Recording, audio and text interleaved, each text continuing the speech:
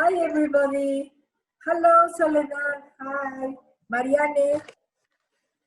Richard, wonderful to see you, Richard Stasny. Very nice. And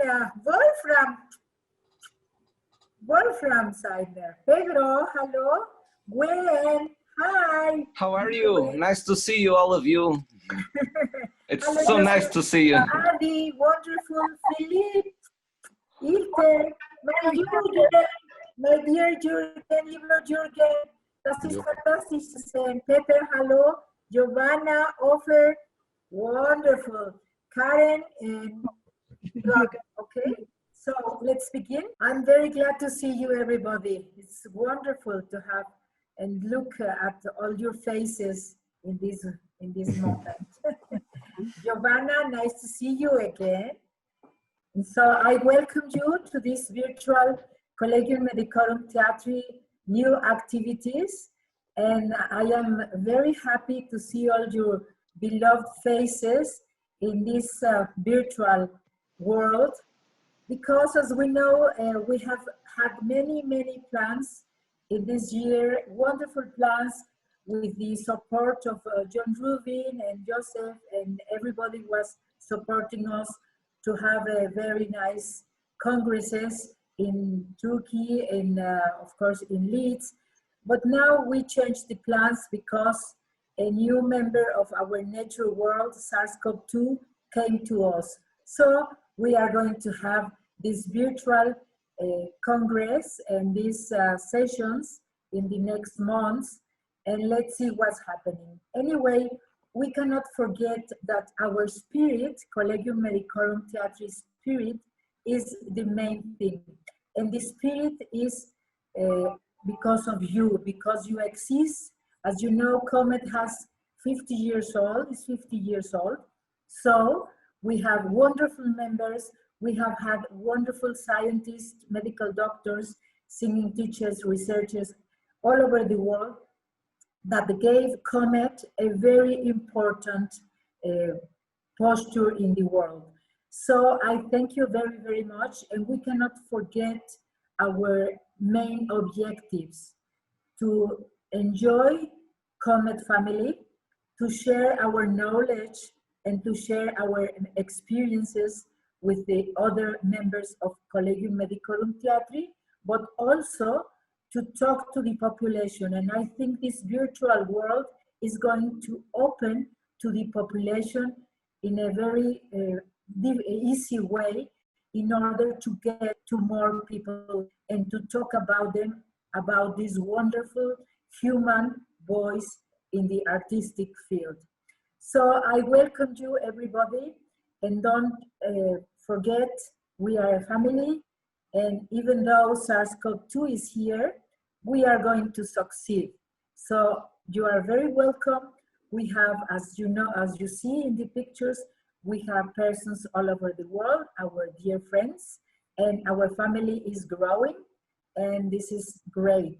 So I shall give the word now to our dearest Johan Sundberg, who is going to enjoy us with a wonderful presentation. Thank you, Johan. So let's play the video from Johan Sundberg. I will have the pleasure of talking about subglottal pressure effects on male singers' voice sources. And this is Johan Sundberg, Stockholm, Sweden. Okay. Voice production starts with glottal airflow, a pulsating glottal airflow like this. So we see the airflow through the glottis here, and it goes up in pulses and that are surrounded by closed spaces where the airflow is zero. This signal has a spectrum like this with partial 1, 2, 3, and the spectrum envelope is rather flattened and slopes at a constant rate with frequency. Okay, this spectrum tries to sail through the vocal tract, and that's not so easy because the vocal tract is very much favoring some frequencies, the resonance frequencies of the vocal tract, that are called the formants. And we have about 4 formants below 4 kilohertz And here you see one formant, third, second, third, and fourth, and so on. Okay, so when the sailing is finished, we have a spectrum that goes up in peaks at the resonance frequencies, at the formant frequencies, and valleys in between the peaks. That is the radiated spectrum. Now, if you are interested in the voice source, then we need to wash out the effects of the vocal tract resonances from the radiated spectrum. So off we go. We go to inverse filtering, and we take the radiated sound, and then we filter it with the transfer function of the vocal tract turned upside down, inverted. And that is then called inverse filtering. And then if everything is done correctly, we get back the pulsating airflow with its spectrum. This is what I'm going to talk about, the voice source. So the voice source is the glottal airflow, and it can be described in terms of a flow glottogram with glottal airflow versus time. And this is the typical waveform. We have zero airflow when the vocal folds are closed, and when they open, they let some air through because we have subglottal pressure, and then the vocal folds close again, and then zero, the airflow is the result again. So this is the period that is being repeated. We could see then that there is an open phase and there is a closed phase, and we could then measure also some interesting properties of the wave of the flow glottogram, namely period, of course, which is the inverse of the frequency, and then the pulse amplitude that I'm very fond of, and then the closed phase. And we could also measure the steepness of the curve during the closing phase, which is a very hot measure from an acoustical point of view. And it could be illustrated if you take not the flow, but the flow change, then the derivative of the flow gets deep during that steepest part. And that is called the maximum flow declination rate, MFDR. And that is a very, very important aspect of the voice source. We could also mention the H1, H2 measure, which is the spectrum of the, you take the spectrum of the flow glottogram, and then you measure the level difference between partial number 1 and partial number 2, which is called H1, H2, and you see it frequently measured in voice studies. Yeah. Physiological control factors of phonation, what are they? Well, they are basically three main things. One is the subglottal pressure that controls loudness. Another one is the vocal fold length and tension that controls the pitch. And the third one is the vocal fold adduction that is allowing us to vary phonation types between breath and breath. Okay, now let's see what happens when you change the glottal pressure. What happens with this sound pressure level? Here is sound pressure level, here is the glottal pressure, and this is typical of what happens. Male subject phonating at different pitches and at different degrees of vocal loudness. And you could see that all the data points fall along a straight line that you could find quite interesting, because it tells you what is typically the sound pressure level that you get, for instance, for 10 centimeters of water column subglottal pressure. Well, in this case, it is 75 decibels. So, and that is actually a quite typical value, at least for the vowel and. If you take another vowel, you get the same slope, but at different set. Okay, you could also ask, how much do I gain if I double my subglottal pressure? So let's look at that. The curve tells the answer also to that question. Double pressure from 10 to 20, I think, is accompanied by about 10 decibels increase of sound pressure level.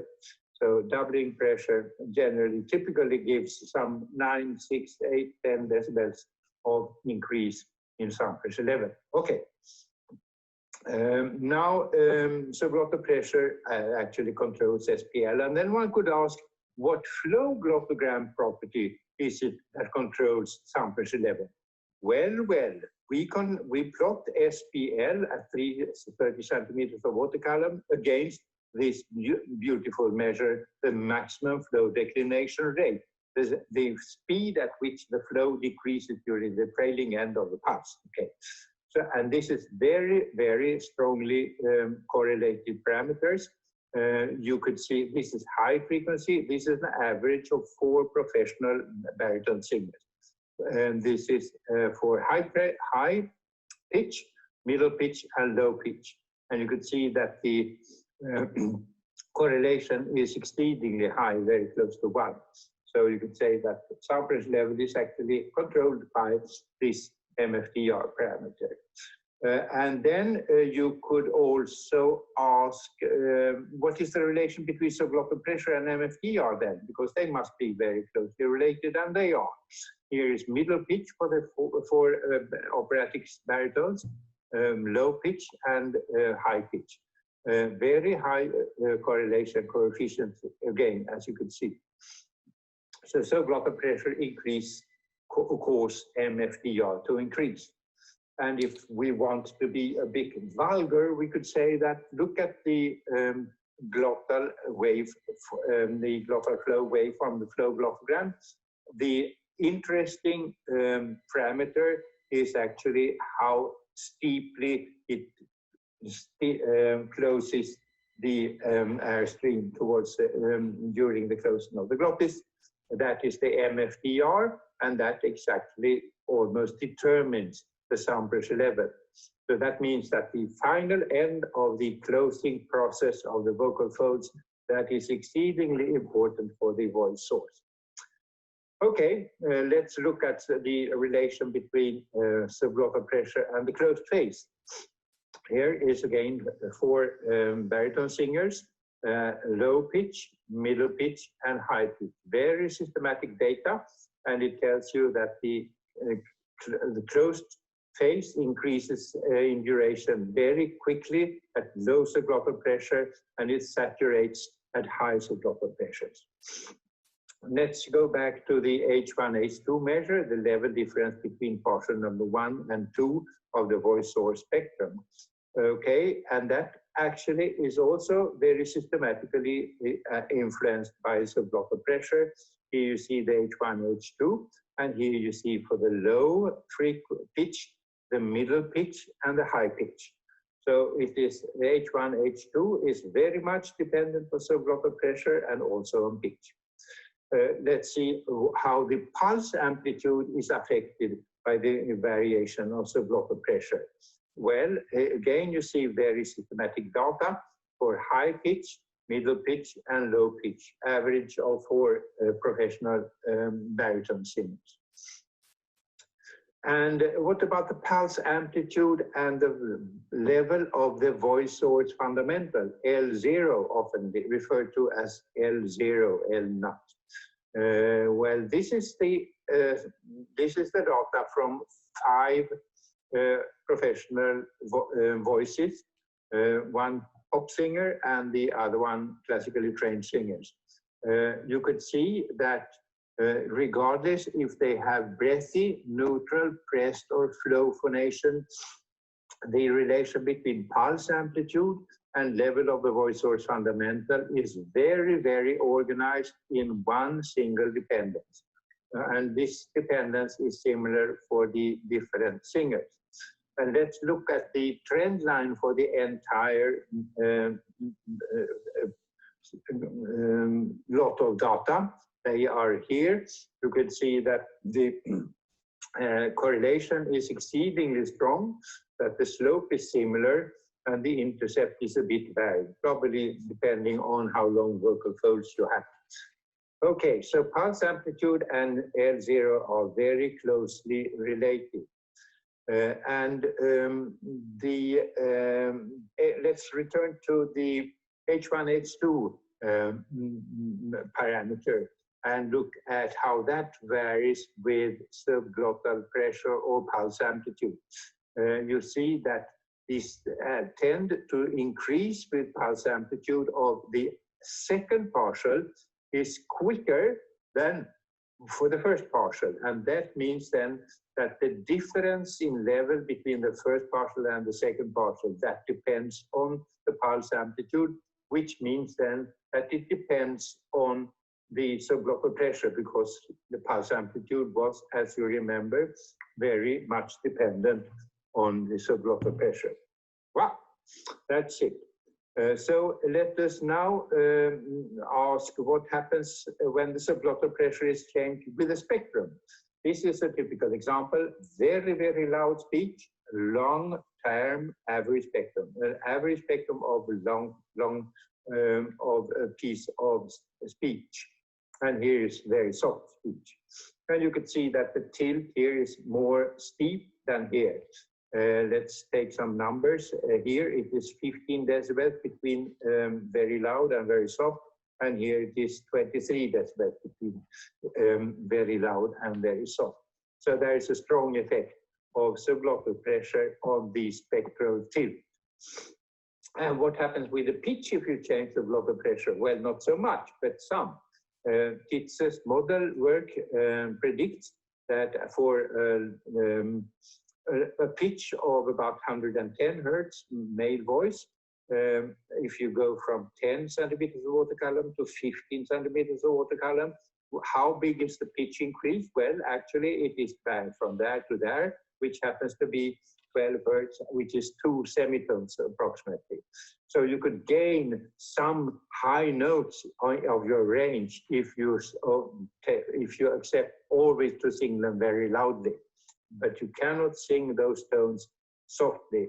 That is then you need to work with your pitch raising muscles. Yeah, let me finish by mentioning something about phonation type. It is continuum with the extremes, breathy, hypofunctional, and pressed, hyperfunctional. And that is a very relevant phonation type aspect of voice source, because pedagogically it is highly expressive. So vocal artists need to have it under accurate and independent control. And also when we speak, if we don't accept being misunderstood all the time. And then also, of course, clinically, because if you speak with hyperfunctional voice all the time, you get voice disorders. Okay, let's see. Voice source is also controlled by the vocal fold deduction that controls phonation type. And here you see some examples: breathy voice, slow voice, neutral voice, and pressed voice. The pressed voice has a very depressed pulses, and the breathy voice has a very generous pulses and look like a sine wave. So the pulse amplitude that I talked about is big in breathy voice and flow phonation, and very depressed in pressed phonation. Okay, so that means then, as we saw that the pulse amplitude was related to the amplitude of the lowest partial in the voice source, the fundamental. Pressed voice will have a weak fundamental, and flow voice and breathy voice has a strong fundamental. Let me turn to the conclusions. Subglotter pressure increase is associated with increase of vocal loudness, lengthening of the closed phase, reduction of the spectrum slope, and strengthening of the fundamentals, and thus reducing the level difference between the first and second partials of the voice source. And the pulse amplitude is a hot measure because it's strongly correlated with subglotter pressure, and the correlation varies with phonation type. And then it is strongly correlation also with the mean flow, and the correlation varies with phonation type also. And it determines the level of the voice source fundamental, and that determination can be expressed in terms of a mathematical formula. And with subglottal pressure, the pulse amplitude increases with subglottal pressure, but differently for different phonation types. So it is important to keep track of the subwoofer pressure, or at least of the sound pressure level produced by a voice. If you compare to a voice before and after treatment or before and after education training, you must keep track of the subwoofer pressure in the first hand, and if you cannot do that, go to the sound pressure level at a fixed distance from the speaker so that you have control of this subwoofer pressure at the voice source. Okay, that is the finale of my talk. Thank you very much and have a nice continuation of the seminar. Thank you very much, dear Johan. This is wonderful what you have shown us. And I would like to give a big applause. And of course, our discussion time, as you see in the program, is after the 3 presentations. Now I am very glad to welcome Ron Scherer. And please, the video, Ron Scherer is live. So we hear you, dear Ron.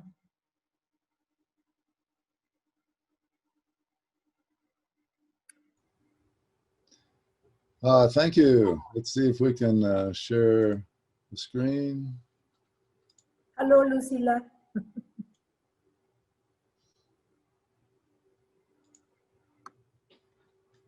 Do you see my screen? Yeah. Okay. Thanks, Eugenia. This is wonderful to have this conference and zooming right along. This particular project is called Patterns of Vocal Fry. It is my collaborators are Kate Proctor and Kirsten McCormick, who now are first-year master's students in speech-language pathology. So here is Kim Kardashian, who is the epitome of vocal fry, and I'm not sure, you probably should hear this. Out a little bit. Green for behind you. Yeah, offered to do it. You might like that one. Out I lived on the outfit and he did what you want and what you out I lived on the outfit and he did. How do you stop her? What you want and what you get. Interesting. Make selfie guys too. Out a little bit. Green for behind you. Yeah, offered to do it. You might like that one. Out I lived on the outfit and he did what you want. That's the only way to stop her, I guess, to go to the next slide. So this is an epitome of vocal fry, and she uses primarily what we would call even single pulse fry, as a matter of fact. So vocal fry is a known register of the voice. It's the lowest pitches in speech. Then we have modal or chest, and then falsetto, and then, as you know, we have many other terms for registration. Vocal fry is often associated with inefficient phonation and clinical disorders, but as you know, it's used also for improvement of the voice, especially when there's adduction questions. There we go. Vocal fry is a sound quality that carries social and employment meaning and consequences, and there's a lot of literature on that. And vocal fry is a laryngeal activity that has not been adequately studied relative to production, perception, language, and prosodics. So the purpose of this study was to examine vocal fry during running speech. Most of the research prior, much of the research has been with isolated vowels, which is a little bit different. So the running speech is the reading of the rainbow passage to determine criteria for identifying vocal fry, determining various patterns of vocal fry production relative first to the microphone signal, and determining the relation between acoustic patterns to wideband airflow and EGG signal characteristics. And relative to Johan's talk, we should also relate this to inverse filtered, that is the glottal airflow, but not in this particular project. So I don't know if you can hear this. This is going to be a sample of glottal fry.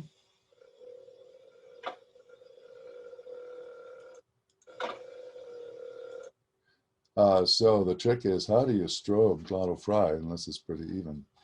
So I think that's really hilarious, actually. So in glottal fry, yeah, we're going to have this problem. In glottal fry, you have usually short vocal folds. In this particular case, there's complete adduction of the posterior glottis as well as the anterior glottis. False vocal folds are somewhat medialized in position as well. And now it's stuck. Okay, and now it wants us to maybe restart the program. So we'll have to start over because this is always a problem. So I see this is why one. Okay, so now I'm going to start. Oh, good. Now, can you see, are you seeing my screen or not? No. Okay, I need to be able to share again. So just go and share again. Start share. I am. Good. Now you should be able to see this, right? Yes. Okay. Okay, good. Perfect. A little research, you can see this, right? And you can hear me? So early research suggested by Hodlin that there was a 70 hertz criterion, basically below which vocal fry was going to be produced, as well as and above the chest and falsetto registers would be produced. And this was supported by research with Anat Kadar and Ingo relative to a perceptual study that was based a lot on the damping characteristics of sounds. And so 70 hertz was also kind of supported as a demarcation between these registers. And also for sustained vowels, the airflow is really quite low. And this is a report by Bob McGlone. The highest flow for the vocal fry was like 37.5 cubic centimeters per second, which is cool. So we have two studies here. The first study was 5 college-age females reading the Rainbow Passage, and we only recorded the audio signal, and we used PROT.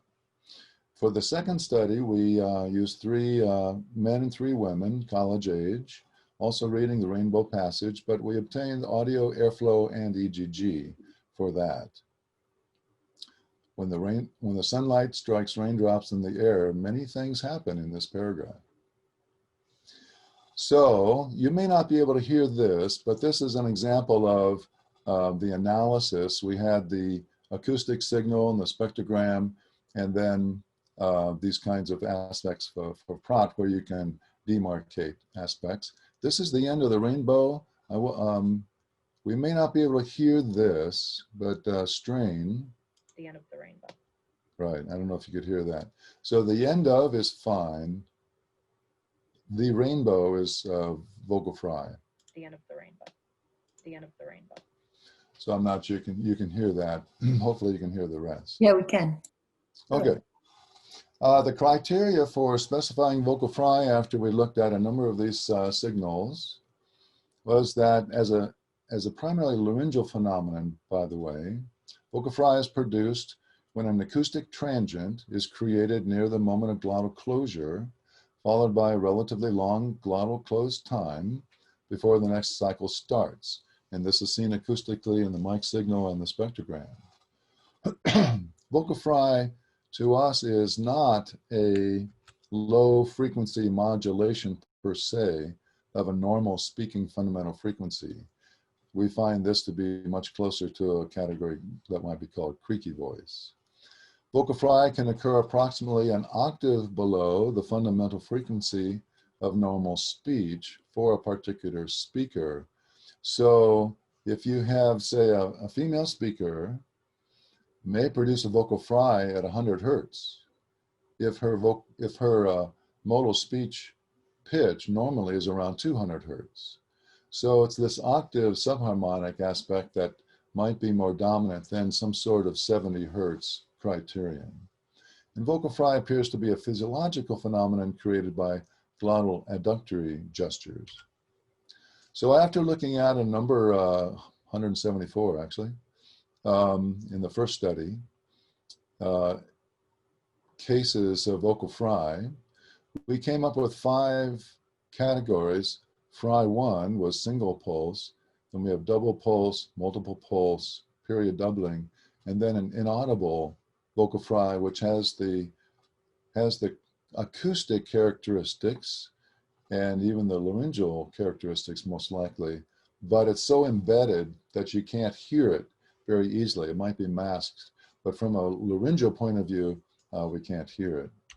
So there are subcategories to that. For example, single pulse here, you might have one single pulse, and here's one here at the beginning of a vowel, of a syllable, of a vowel actually. So it starts here and the glottis is closed, and then it opens and closes again, and then more of the other kinds of cycles start up. You can have even signal. These are fairly even single pulse fry series. We can also have double pulse. Here's an example of where you'd have 2 glottal closures here essentially, and they give 2 excitations of this microphone signal that are about the same. Or you can have a secondary primary and also a primary secondary. You can also have multiple pulses, which is quite frequently seen in prolonged vowels in vocal fry, but also in running speech. This is an example where you have an excitation, and then another excitation, another excitation, another excitation. So these 3 are within one major pulse, and that would be repeated potentially. And then period doubling, which is very common actually. So you have the normal frequency, and then you have a kind of a subharmonic going on where the period now is double because this I'll say first and second, the second pulse here is less than its neighbors. And that's called period doubling. For the study 1, 75% of all the fry cases were single pulse oriented. And the next was 13% for the double, for period doubling. And then for this study 1, for that group of females, then these others are scattered around. But we see, for example, things we don't see in that first study, we see in the second study and other studies in the literature. So here is gold at the end. Gold is in normal pitch, and then at and the and end are in fry, what we would call vocal fry. And then during the nasal here, it goes back up into normal pitch. So it's like 178 or so, ends with 182 or so, and then it's fry inside. And I think you might be able to hear this. Can you hear that? So now if we take a look at this again, this is now showing the mic and the wideband flow and the EGG. And the EGG shows closure here, and it's closed for a long time, associated with this microphone acoustic excitation with resonation, and the wideband flow also imitating, as you know, the microphone signal and the resonation. So that's a single vocal fry category. And then here we have 2 that would be called even single pulses, 2 cycles at about 109 hertz, which is lower than the fundamental frequency by a lot. So this is another pattern actually. And then this is followed by a period doubling pattern. If you look up here at the microphone signal, oh, I'm sorry.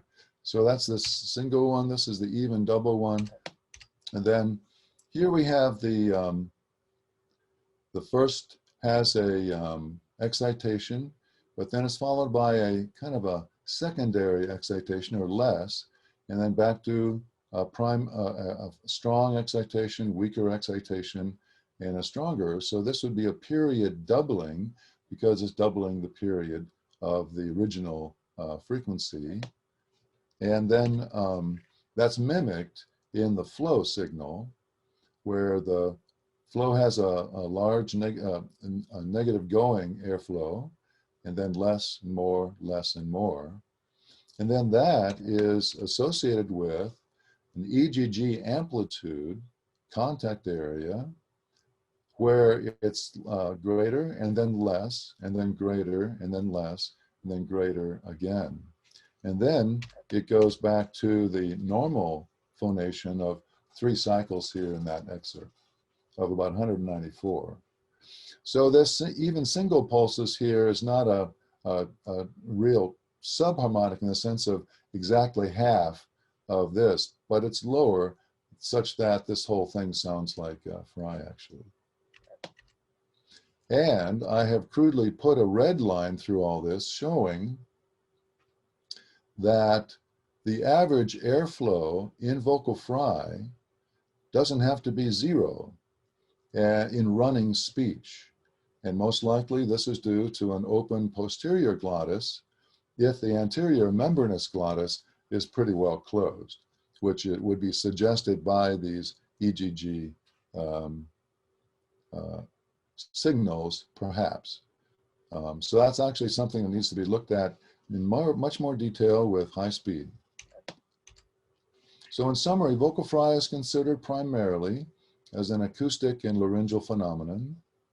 The laryngeal production approach here seems most pertinent to theoretical and physiological, clinical, and training purposes. So each vocal fry pattern, fry 1 to fry 5, most likely has a unique glottal closure, duration, vocal fold shaping, transglottal pressure salience, and this all needs modeling, high speed, etc., to understand this more deeply. And each vocal fry pattern then may have a different muscle coordination pattern as well. So we need EMG for this and other modeling approaches. The whole point here is that when you have a different pattern, there's something else going on. It's just not vocal fry. It is specific laryngeal gesturing, or a combination, obviously, of the variables involved. And each one of those would have some diagnostic, clinical, or training aspects. So different vocal fry patterns can also, by the way, occur in connected sequence like we just saw. You don't have just one pattern, you can have a sequence during running speech and can transform into one another over several cycles, as a matter of fact. Vocal fry occurrences appear more related to the individual and the normal fundamental frequency of their normal fundamental frequency rather than to some sort of threshold of 70 hertz.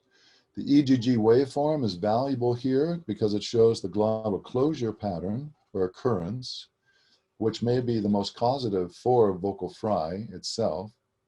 But you have to worry about EGG because of the, thick neck, abduction limitations, noise limitations. Some of the patterns introduced here are seen in the literature and include those for sustained vowels. And vocal fry may be a subset of a more general phenomenon called, say, roughness, that would have subsets such as vocal fry, creaky voice, rough vowel onset, rough glottal attack, perturbations, and other aspects that would fall under roughness. So the idea here is that sounds that are not clear, like rough sounds, vocal fry being one kind of category, broad category, need to have much more research to figure out what the laryngeal, aerodynamic, physiological, neurophysiological orientations are. And that's not the end, apparently. Hopefully this will be researched more. And thank you very much. That's it.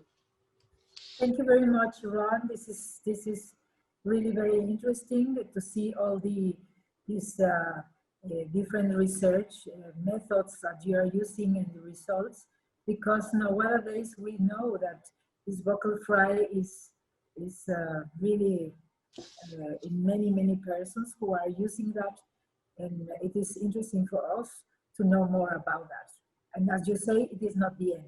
So now it is my pleasure to talk about you, and I shall show my video if you please allow me. This is artistic voice problems due to pandemic. And now come my video. Hello, dear friends. I am talking about artistic voice problems in pandemic. As we know, SARS-CoV-2 has been a very big problem with us this year. All over the world, there were many scientists researching about this new virus that have given us a lot of big problems. And in the artistic voice, as we know, we have all the expressions through our mouth when we are talking, when we are acting, when we are singing. And that's why this is a very important problem for the SARS-CoV-2 sicknesses. So as we know, the SARS-CoV-2 has a lot of influence in human environment, in body, in mind, and of course, in the profession development. The human environment is dealing with changes in the nature. Some of them are positive, many of them are negative.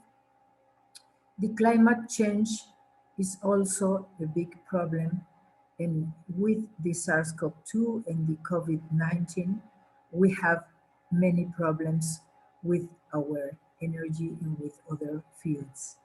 The air, even though because of the lockdown, many human beings are at home, there are many activities that are having problems with the air, mainly in the closed spaces.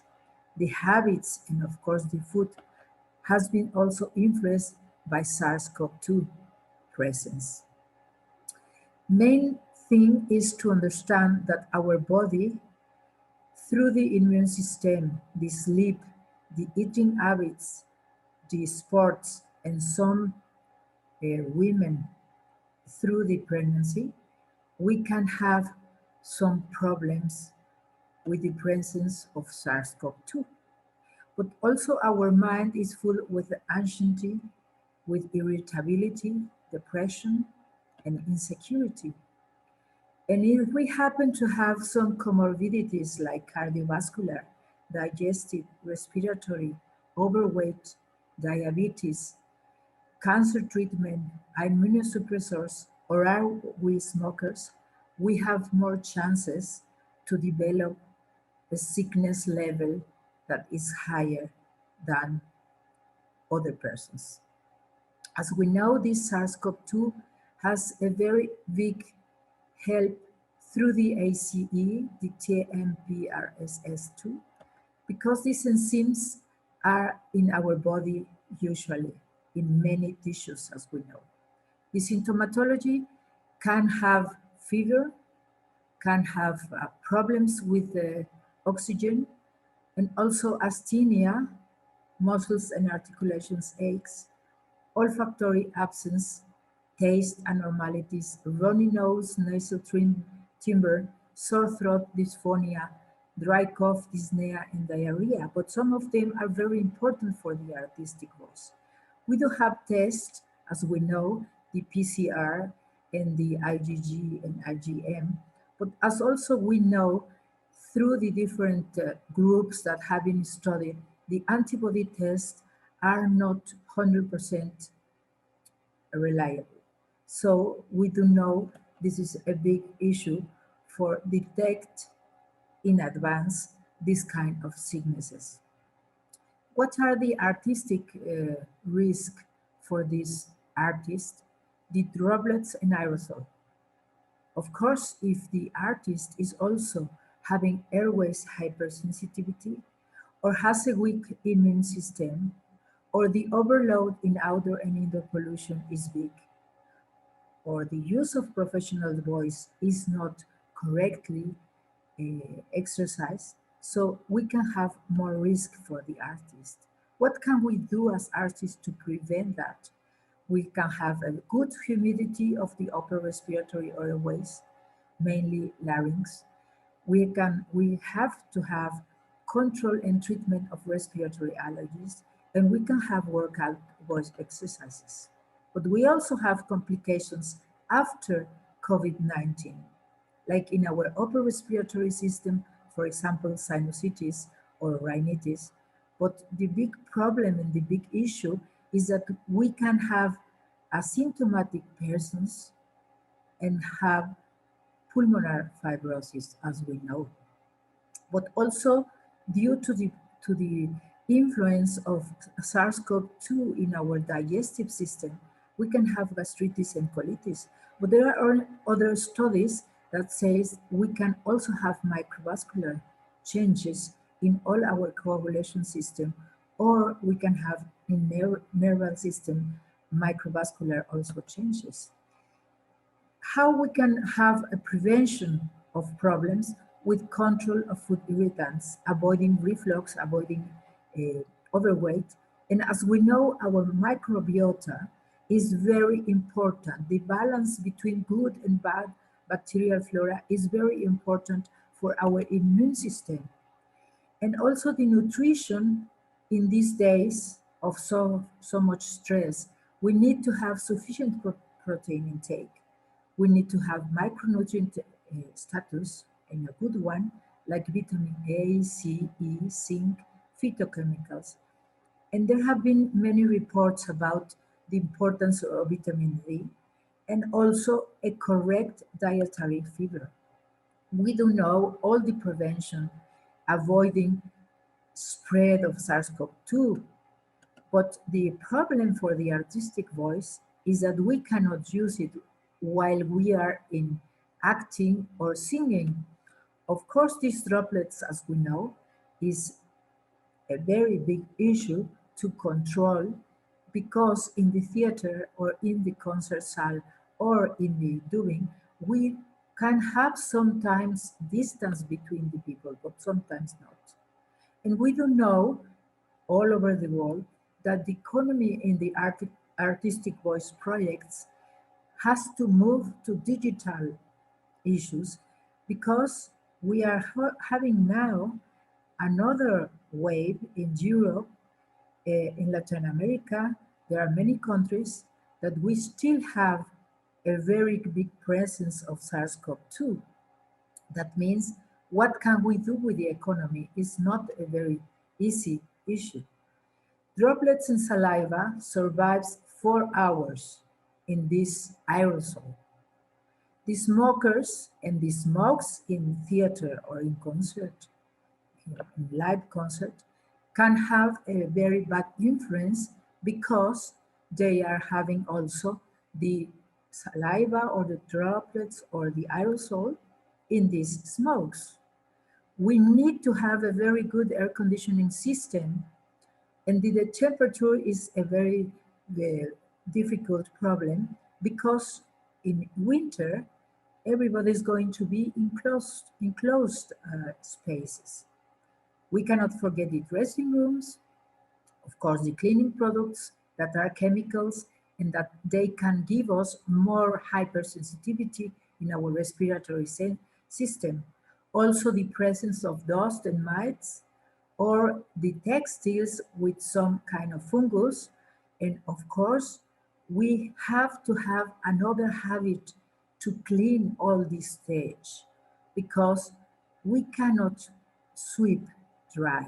We need to have a HEPA purifier for theaters that is high entrapment of particles. And it is very important that we cannot forget, where are we going to have this artistic voice? Concerts, theaters, stage, streaming, and also we have to think about our economy. What kind of projects can we do without risking our health or the health of the others? Because this is not only our health, it's also because of the spreading of this SARS-CoV-2. So we have to take very carefully the habits that we usually do. For example, in dubbing, we need to protect the microphones. We know that today there are many vaccines and many projects developing them, and we are in phase 3 also in many of these projects. As conclusions, the theater improvement has to manage in a better way the clinic chemicals, had to avoid smokes, wet sweep, avoid the fog in the curtains, and has compulsory to have a very good ventilation with a perfect maintenance of air conditioning with filter HEPA. And what about us? Our conclusion for us as an artist is to have very good eating habits, quantitative, qualitative, and of course, schedule. Avoid adverse emotional factors, good sleeping, cardiovascular exercises, no smoking, and of course, many governments try to help the economy of the artists. Each artist, as we know, has responsibilities for her or his personal health, for indoors pollution, and for taking care of a stage environment. We do know that the artists need health and technique to maintain this artistic voice as a very important tool for the mechanism. And finally, the administration of SARS-CoV-2 vaccine is going to be very important for the world, but also to diminish body overload, to avoid other respiratory pathologies with influenza and bacterial vaccines, with immunoregulators, with vitamins and minerals, and of course, taking care of the medical comorbidities. It is very important as conclusion to keep artistic voice activities without risks and to improve mental attitude. I thank you very much, and we are very happy to have this virtual Collegium Theatri activities. So enjoy. We are in a new stage of our civilization, but we are going to be successful. Don't forget, many greetings to the world from Mexico. I thank you very much for your support, because this virtual CoMeT meeting is actually due to all of you. And I would like you to ask if you have some questions or comments. We are on time, so let's have 10 minutes of comments. If somebody wants to ask something, please. I've got a question. Mm-hmm. At Dick Stasny in Houston. We just did a study at Rice University in the biomedical department, bioengineering department, and looked at singers and flute players and did very high-speed photography of the aerosols coming out of their mouth. And actually 6 feet in front is fine, because most of the larger droplets will dissipate by then. But the vast majority of the very small aerosol particles go up, because the air coming out of their mouth is warmer than the ambient air. And then, so you have to have some sort of filter that will filter it out as it goes up, because that's where the danger lies, not straight ahead as we thought. And that's true with flute, and that's true with singers as well. I've got a question for Ron. Most of our residents are female now, Ron.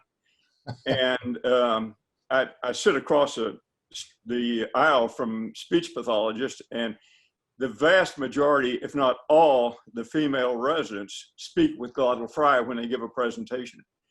And I look at the speech pathologist and I see them smile and roll their eyes. Is that a problem that we should address, and I ought to confront the female residents and say, listen, you need to go spend a little time with speech pathology.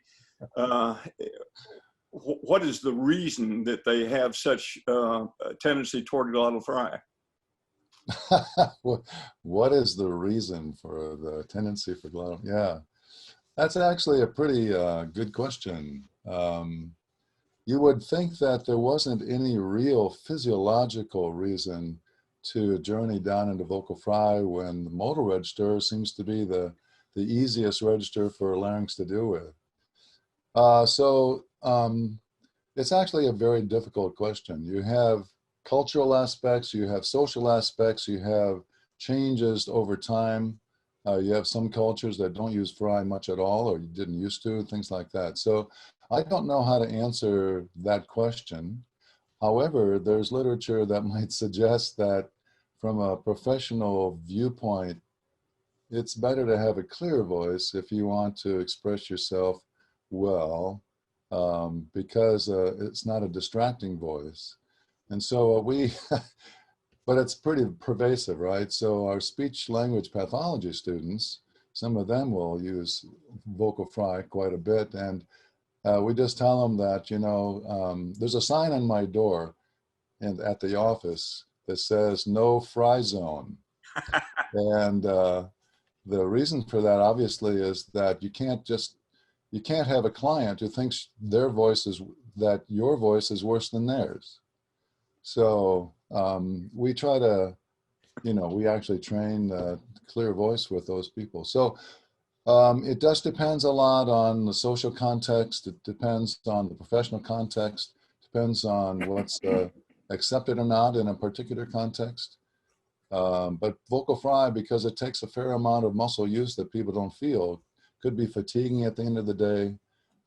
Just doesn't have variety, so it's not as communicative. It's distracting as a sound.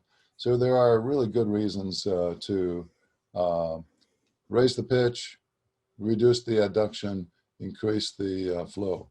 And one thing we saw over the vast majority of our female patients, particularly the singers, is there was a posterior glottal gap in those singers, and I never really understood exactly why it was there. I've heard some hypotheses, but I don't know how that relates. And of course, we know Bill Clinton has glottal fry, and that's why his voice runs out so quickly.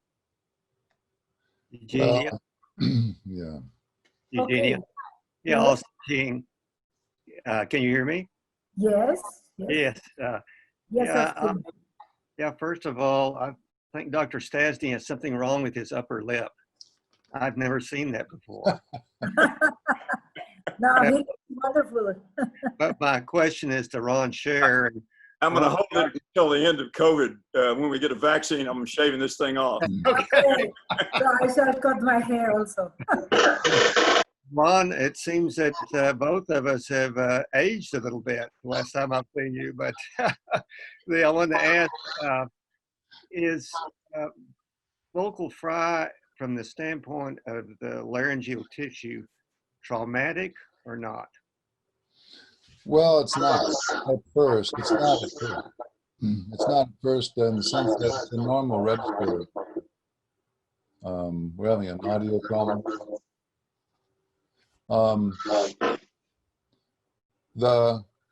So basically, I think the primary decision has been that, in a sense, that there are two kinds of fry, one not so good for you, one that's okay. So the light end of phrase, low subglottal pressure, brief vocal fry, very natural to speech in a lot of languages, etc., is not unhealthy at all.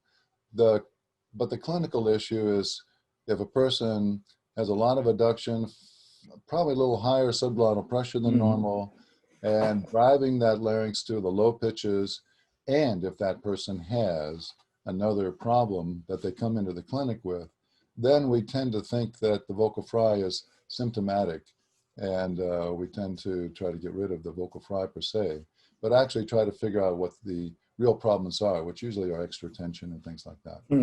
So I don't think, so the vocal fry has a fair amount of tissue compression. So if someone is trying to recover from surgery, from an abrasion, from some lesion where compression should not happen much because it delays healing, then vocal fry should not be suggested. Neither should be the whisper for that reason, compression reason. But it's a normal register. I don't think anybody thinks it's intrinsically injurious. Men, Yes, Johan?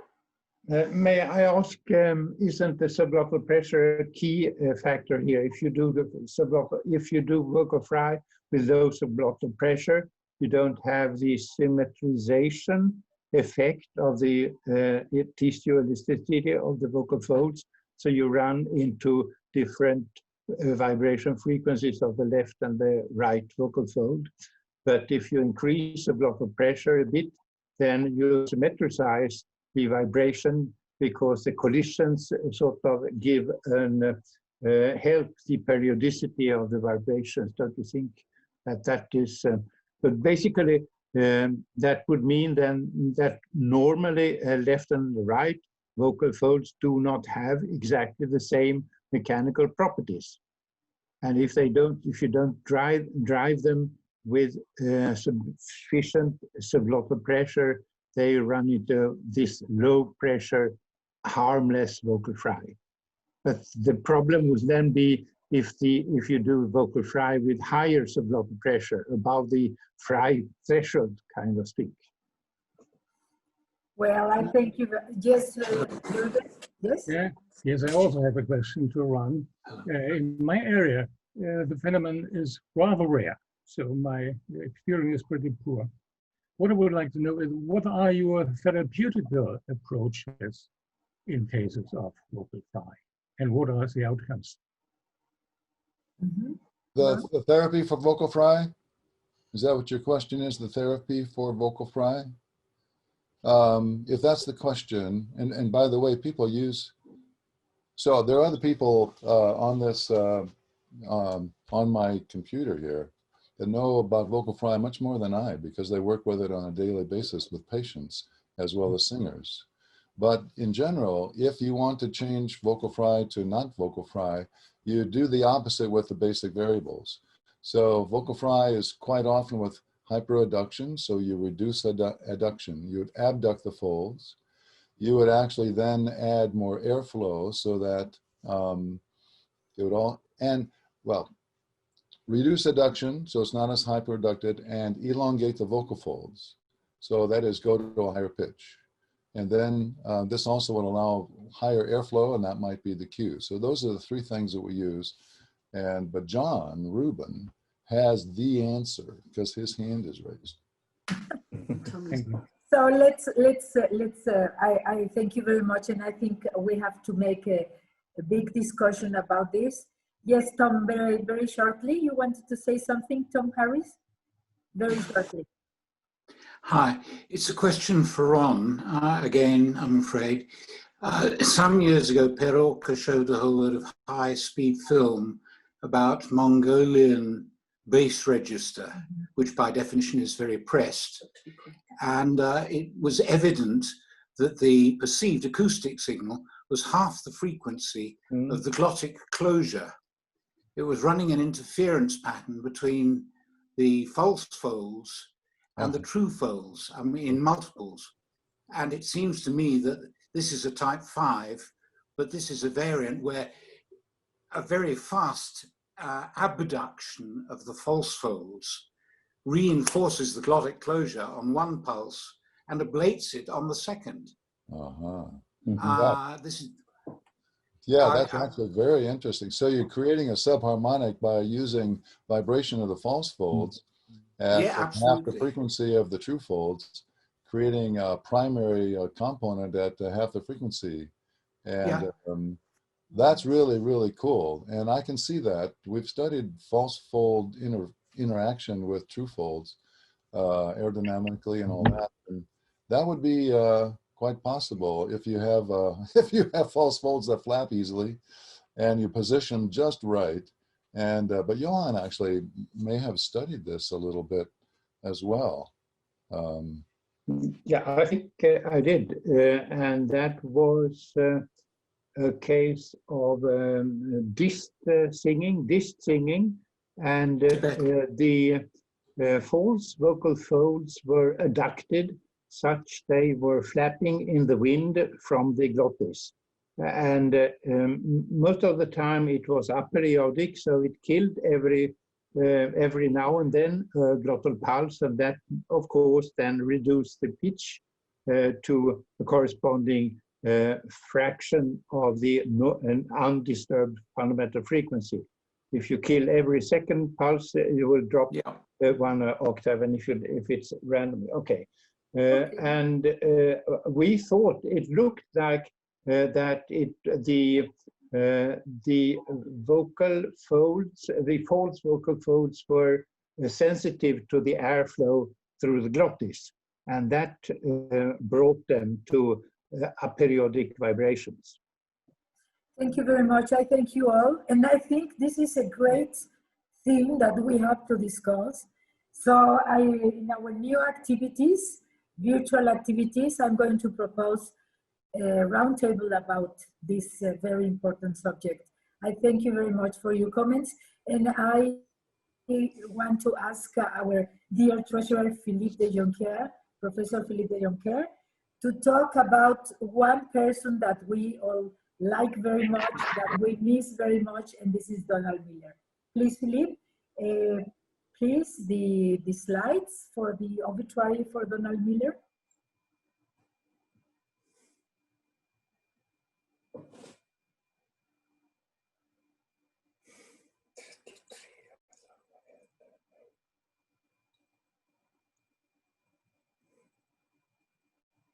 Philippe, you may open your microphone.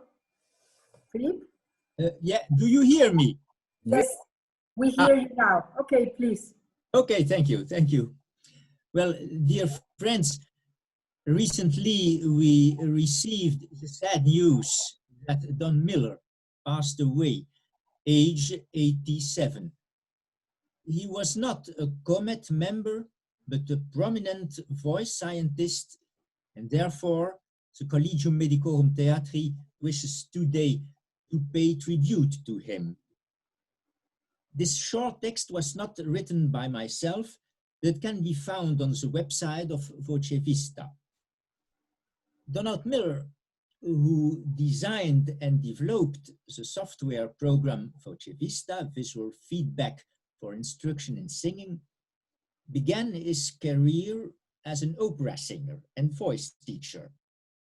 Having completed his formal studies at the Yale University School of Music in his native USA, he continued with singing lessons in Milano and Berlin, making stage appearances in both cities. After a further year's engagement with the Wiener Kammeroper, he joined the faculty of the Syracuse University School of Music, where he taught for over 2 decades, rising to the rank of professor. During this time, he was very active as a bass baritone, singing over 25 leading roles from the standard repertory, along with many roles in contemporary works. His interest in the application of voice science to the singing voice grew in the late 70s, and in 1984 he spent the semester in Groningen, the Netherlands, on a project with Harm Schutte and the late Professor Jan Willem van den Berg.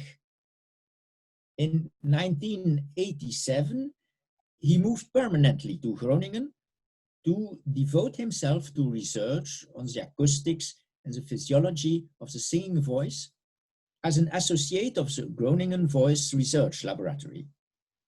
This has resulted in a number of scientific publications together with Professor Schutte, as well as in a doctoral monograph, Registers in Singing, published in 2000.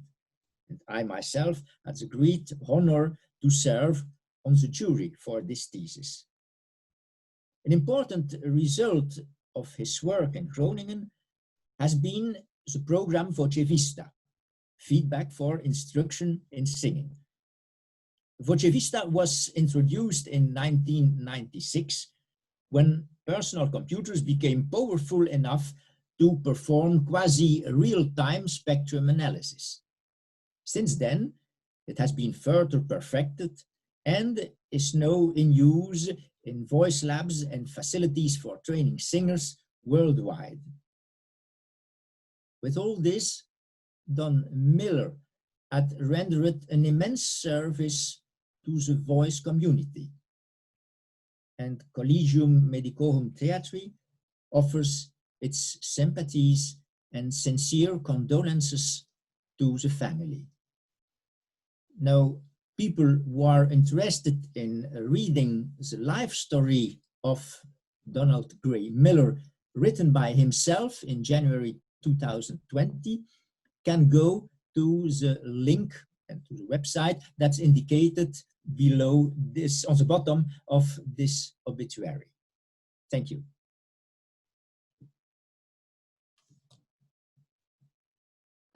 Thank you very much, dear Philippe. And well, we have to say also many greetings to Donald Gray Miller family. In the next weeks, we are looking for them. And anyway, all these things that he wrote by himself, Donald Miller, you may see that also in the web page from Donald Miller. And we have also going to have in our CoMeT webpage all this what you selected, Philip. I thank you very much, Philip. And now we are going to begin with our other presentations. And this is for me an honor.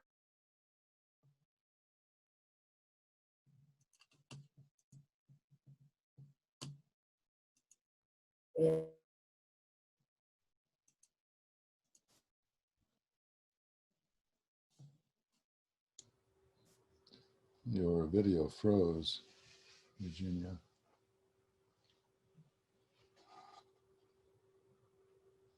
We honor the persons who have been in CoMeT and have support all the CoMeT ideals and of course all the CoMeT purposes. So Jürgen Wendler was born in Dresden in 1930. He is ENT and phoniatrics, and he studied that in Halle with Dr. Fau, in Prague with Dr. Miroslav Zeman in 1965. And from 1963 to 1969, he opened the first phoniatrical department in East Berlin in Hospital Prenzlauer Berg. Since 1969 until 1995, he was head of the phoniatric department in Hospital Charité in Berlin, that belongs, as we know, to the University Alexander von Humboldt, with a complete reconstruction from this great phoniatric department. As we know in the history of phoniatrics, the Hermann Gutzmann Sr. founded this department with the continuity of his son Hermann Jr., and it was also dissolved because of political decisions in 1948.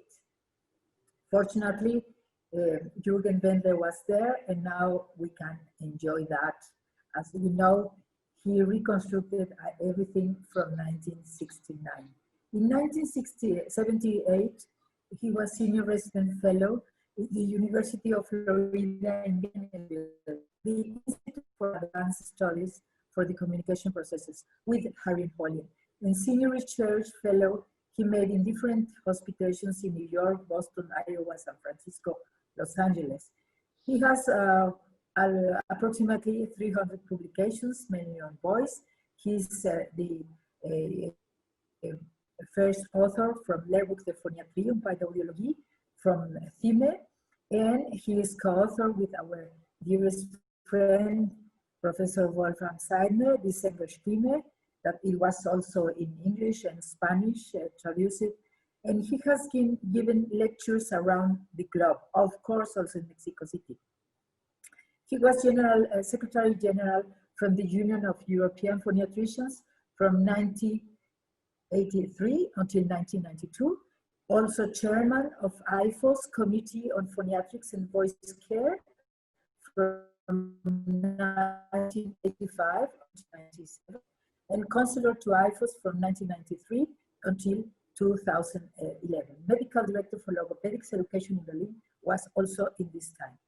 And he's a founding member of the World Voice Consortium in 1994, a founding member of the European Academy of Phoniatrics in 2013, And sorry, I didn't translate.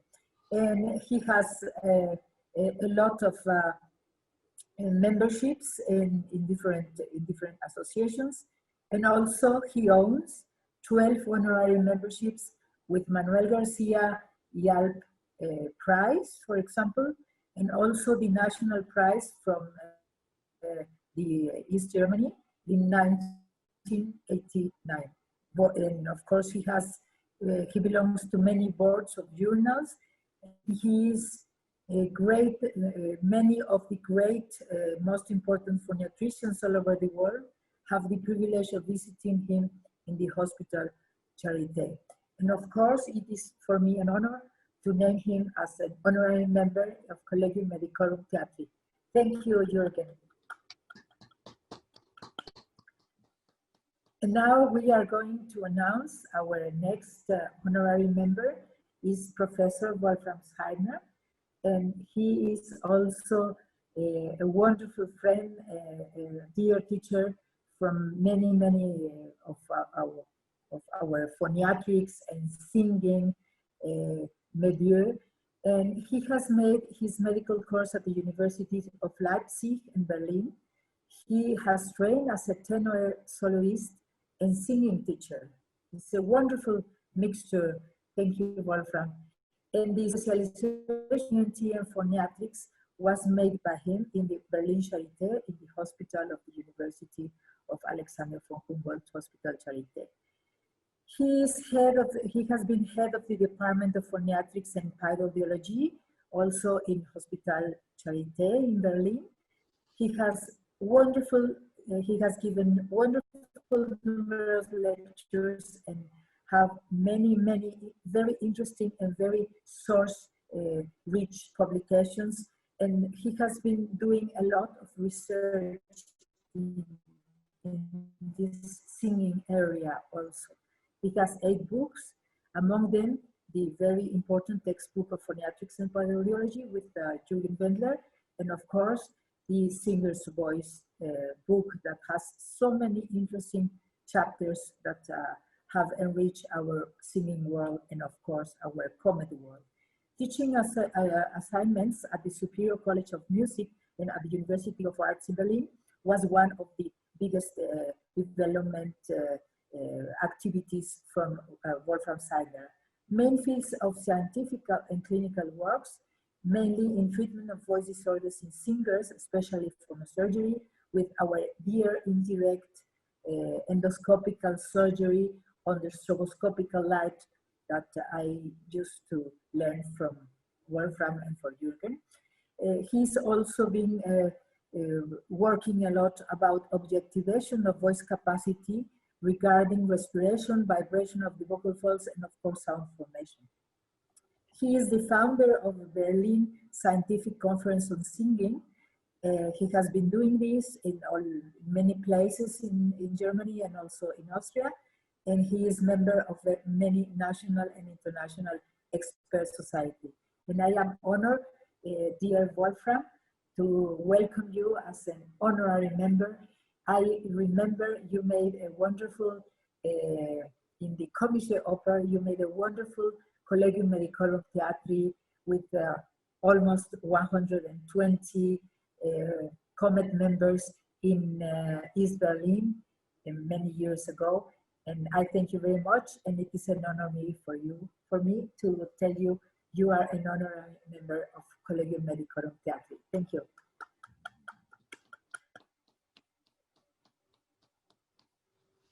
And our dear friend, Dr. Austin King, has made a lot of wonderful things for our Collegium Medicorum Theatri.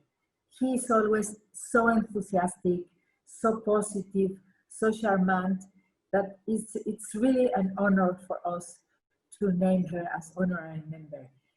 Austin is a native of Texas and graduated from Baylor College of Medicine, where he also did his training in otolaryngology.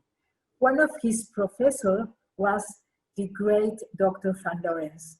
He was also a CoMeT member who had in USA the first opportunity to observe the singing larynx and who helped personally Dr. King to set up a clinical voice lab when Dr. King returned to his beloved Abilene, Texas to practice. His lab did some of the first investigations on laryngeal function in wind instrumentalists. This is a great area for us also. Dr. King temporarily replaced Dr. Lawrence when he became ill as laryngologist for the Houston Grand Opera. And also at this time became friend with our beloved Dr. Hans von Leven, as you know, a CoMeT member 50 years ago, founder. During a Houston Grand Opera tour in Cairo, he made and became friends also with our dearest Dr. Nasser Qadvi, past president of CoMeT. Dr. King's Voice Lab hosted a meeting in Aspen, I remember, wonderful, and then co-hosted the most recent meeting in Houston 2 years ago that we were really having a great meeting and experiences over there in Houston. Dr. King became interested in organized medicine in the US, culminating with being elected president of the Texas Medical Association, which is an organization of over 50,000 Texas physicians. Wonderful, and is one of the most powerful medical organizations in the US, as you know. He was recently appointed to the Board of Trustees for Baylor College of Medicine, where he loves to interact with medical students because Austin explains everything so clearly, so precisely, is really a wonderful teacher. He still runs his voice lab in Abilene. That means we need to visit him, where he continues to practice primarily head and neck tumor surgery and is very proud of his association with Collegium Medicorum Theatri. And I am very honored to name you, dear Austin, our honorary member 2020. Thank you, Austin.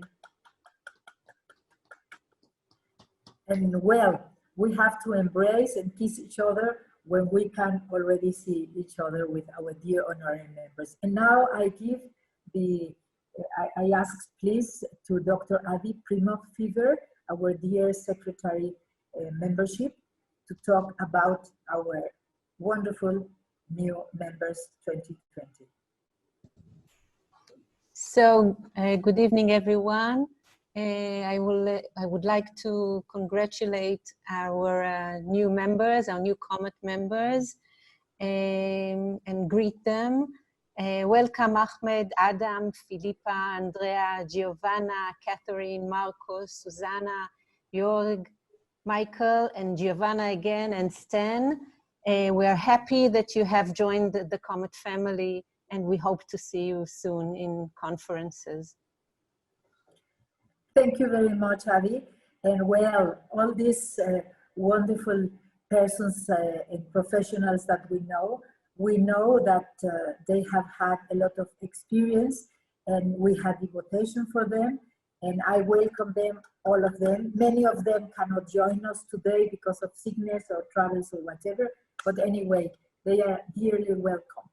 And now I am giving, I ask Joseph Shlomi Hertier to talk about these two CoMeT members who recently in the Voice Foundation, well, they won an award. Thank you. Joseph?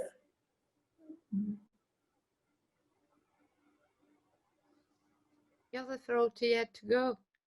So I shall present the award of Johann Sonberg and Ingo Titze Award for Creativity in Voice Science. Voice Foundation, as you know, are many dear friends, and Voice Foundation decided to give this prize to Ron Scherer because of his numerous contributions to voice science. Special attention is deserved as his creation of laryngeal model M5, one of the 6 physical models he has contributed to voice science. The design of model M5 has been used worldwide by many scientists, and in their laryngeal modeling and data from M5 have been shared to either test their models or to incorporate M5 empirical intraglottal pressures. As we have heard, a little time ago, all this kind of research is having a lot of applications. Of special note is the wide range of intraglottal pressures and entrance and transglottal pressure coefficients from model M5 for both symmetric and oblique glottal shapes that have helped to clarify the empirical nature of phonation. Separate from this and his many other scientific contributions, thank you, Ron. Ron has been an extraordinary mentor, reviewer, contributor to all aspects of the field, is also an enthusiastic and wonderful singer, and has applied his creative imagination not only to his own scientific endeavors, but also to instill a passion for creativity among his graduate students and collaborators. So it is the greatest pleasure that Voice Foundation and CoMeT honors all this prize, that Ron Scherer has become an honorary member because of this award. Thank you very much, Ron. And I give the word to Philippe, that because Joseph has to left. Philippe, can you please present Philippe Alla Award?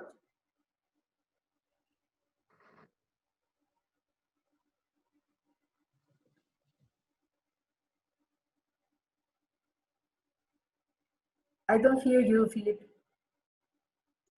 Yes, sorry, but I was not aware of this. So I can read what I see on the screen. Yes, I see that Dr. La received the Hamdan Award 2020. And it's, if I understand well, Dr. Hamdan has generously given the Voice Foundation an endowment to fund the Hamdan International Presenter Award for investigators traveling from outside the United States to present at the Voice Foundation Symposium. This year, that means, I suppose, in 2020, yes, the award was given to voice scientist, singer, and teacher of singing, Dr. Philippa La.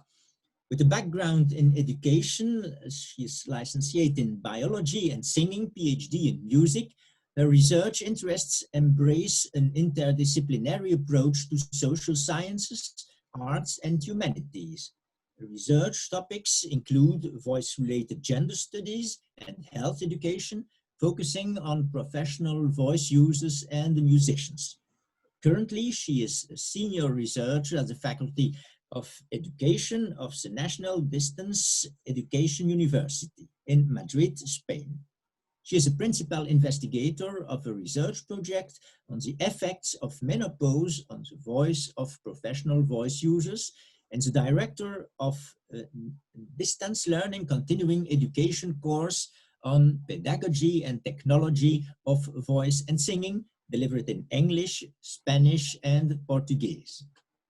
Thank you very much.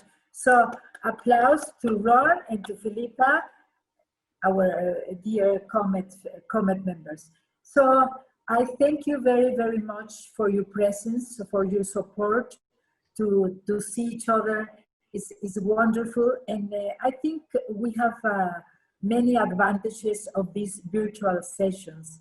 I invite all our CoMeT members to present their experiences through the different tools that virtual activities have.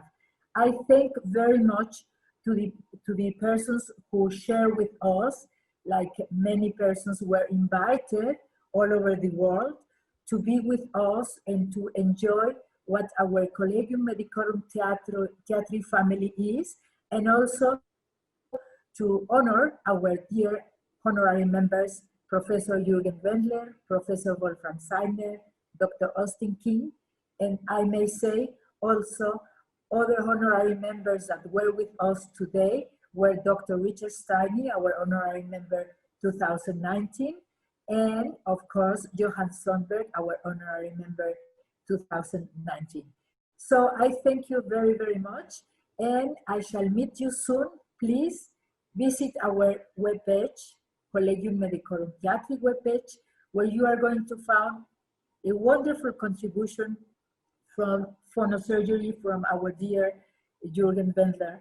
about the history of this wonderful surgery that it's dealing with having their voice, their artistic voice again. So don't miss CoMeT activities, and thank you very much, and many dear greetings to everybody. I know many of our members could not join us because they were in Japan or they were somewhere else in the world. I thank you very much, and as we know, the Collegium Medicorum Theatri members, we are going to have in 10 minutes our next session. So I thank you very much. Dear greetings. Please stay away from SARS-CoV-2, and thank you. It's great seeing everybody. Thanks, Eugenia. Hello. May I have a word, please? Yes, so, of course. A word, please. Well, from Sadna and me, we feel greatly honored, of course, by this high distinction, and we are sincerely grateful for it. We both have been following the activities of CoMeT from the very beginning up until today, and today we have good reason to say a warm-hearted thank you to our President Eugenia. Dear Eugenia, your courageous jump into the digital world is indeed opening new perspectives for the future of our society. A big thank you again, and best of luck.